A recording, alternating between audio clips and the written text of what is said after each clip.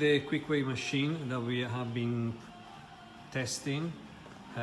Before we send it to you, it will be cleaned. As you can see, this is the Quickway, and I'll show you the serial number. That's the serial number, so this is the machine that we're going to send you.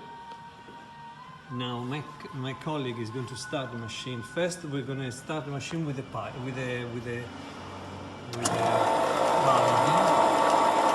As you can see, it's very, very good.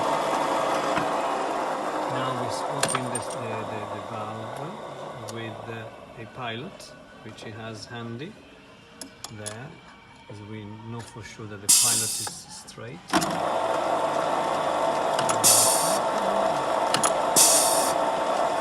And there we go.